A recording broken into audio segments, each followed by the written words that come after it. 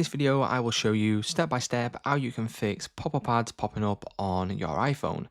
So step number one, and the most common problem that a lot of people will have, is that when you are going and playing games, for example, on your mobile, or maybe your child's using it, whatever it may be, they sometimes download random games and random apps on your device. And some of these random games and apps sometimes hold malware, and sometimes what will happen is that random pop-up ads will then start popping up even when you're just using your phone generically and maybe scrolling through social media. So you want to locate any apps that you've not downloaded yourself, or any apps that look suspicious, and then you simply want to delete them.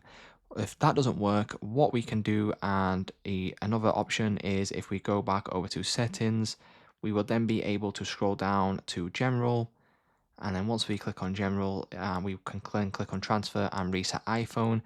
and we will then be able to reset our iPhone by clicking on erase all content and settings. Now this option is not ideal, and this is the last option we are doing, so hopefully the first option does work by deleting any random or suspicious apps. But if you do need to do this, I will recommend, backing up your phone before you actually reset, and just backing up all of your photos and content that you want to keep before resetting your device.